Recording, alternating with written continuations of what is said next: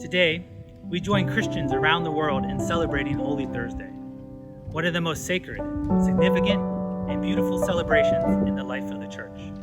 While it is frustrating, even painful, to be unable to gather together in person to mark the occasion, perhaps that great desire to pray with one another can lead us to a deeper and richer appreciation of the significance of the day. The Holy Thursday liturgy is a transition from the end of Lent to the start of the Triduum, a Latin word meaning three, referencing the three holiest days in the life of the Catholic Church: Holy Thursday, Good Friday, and Easter Sunday. Mass on Holy Thursday celebrates the institution or the creation of the Eucharist, as well as the sacrament of the priesthood. This Mass also stresses the importance, the imperative of humble service. Jesus' command to serve others is dramatically recalled through the ceremony of the washing of the feet. John's Gospel tells us that after dinner, the meal we now know as the Last Supper, Jesus got up, took off his outer garments, took a towel and tied it around his waist, began to wash the feet of the disciples and dry them with that towel. In Jesus' time, foot washing was a menial task, often performed by slaves to welcome a dignitary to their master's home. Jesus humbling himself in this manner shocked his disciples, leading Peter to object, and it ought to shock and challenge us today. After washing his disciples' feet, Jesus retakes his place at the table and explains the significance of what he had just done. He tells his friends, "You call me teacher and Lord, and you are right, for I am. But if I, your teacher and Lord, have washed your feet, you ought to wash one another's feet, for I have set you an example."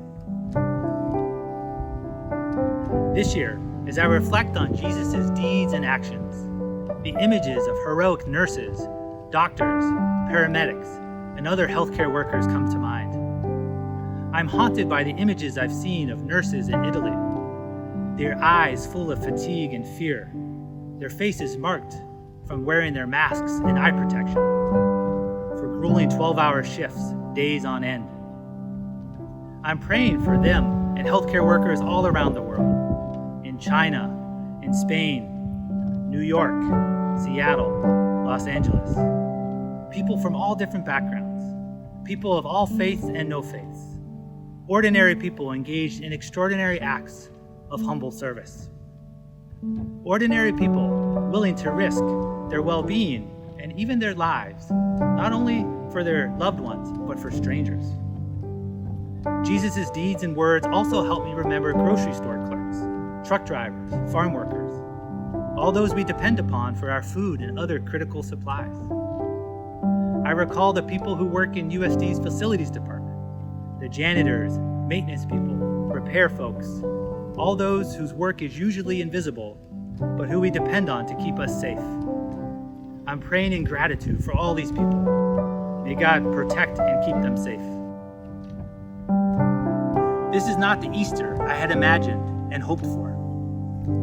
I had been eagerly anticipating a visit from my parents, attending church together, watching my daughter hunt for Easter eggs with her friends in the backyard, a celebratory meal. All that's not possible this year is very sad. I'm going to miss those things very much. But the words of tonight's gospel and the example of those nurses in Italy and healthcare workers around the world are the tonic that my soul most needs. This year, perhaps more than any other year, the centrality of Jesus' message to humble service can be the focus. As he did for his disciples, as those healthcare workers do for their patients, may we also strive to do.